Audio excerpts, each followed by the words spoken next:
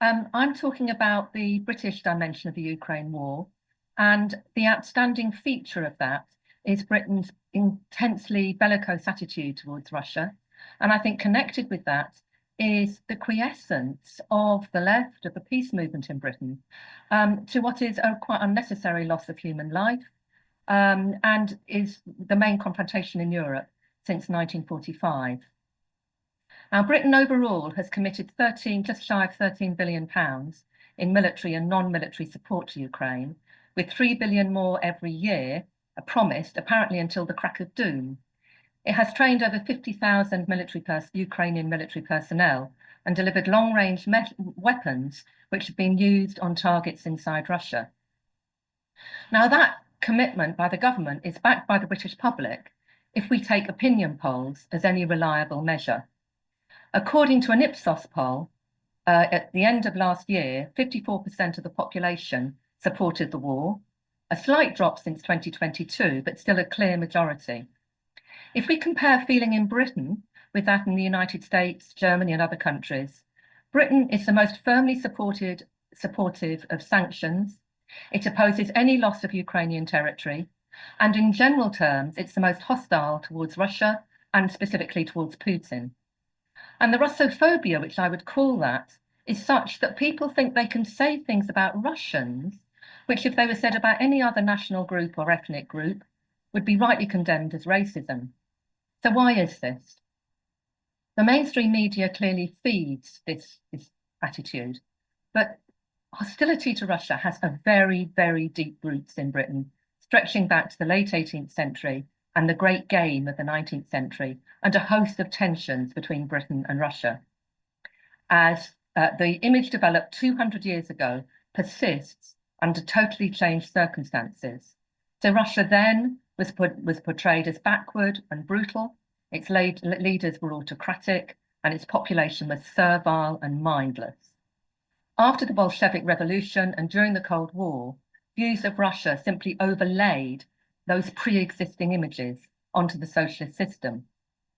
Now, during the heyday of the empire, this hostility between Britain and Russia made sense in terms of Britain's imperial objectives, its desire to dominate India, Afghanistan, and the Mediterranean, etc.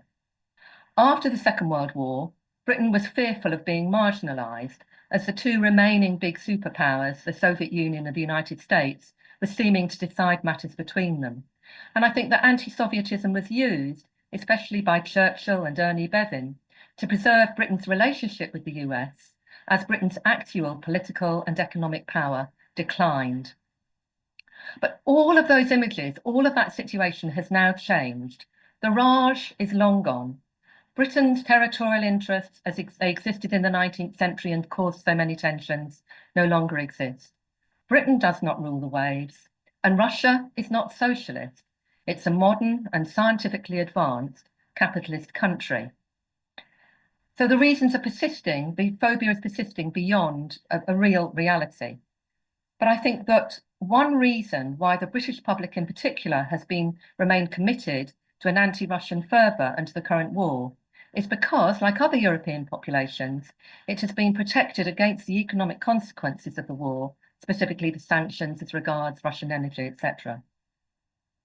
In late 2022, the IMF calculated that Britain was one of the worst affected by the huge hikes in energy prices in 2022, which had both direct and indirect effects, raising the cost of living in Britain by 10%. Fearing public reactions to the energy prices, the government introduced a range of measures in 2022, most of them actually effectively compensating the energy companies. Now, one official estimate, and the situation is complicated, but one official estimate gives the total cost of all energy subsidies over the 2 years, 2022 and 2023, and into 2024, as £60 billion. Now, this is 5 times the cost of the so-called benefit fraud, which we hear a lot about, but we hear much, much less about energy subsidies. And the rise in the cost of natural gas affected the price of fertilizers, so costs to farmers rose by 39%, raising prices and threatening future production levels. Energy prices have since declined, but average energy prices in 2024-25 remain 67% above those of the winter of 20 to 2021. And what we're faced in Britain is a situation where 16% of the population, or 8 million people, live in cold, damp houses with all the attendant health effects. This adds to the pressure on the NHS.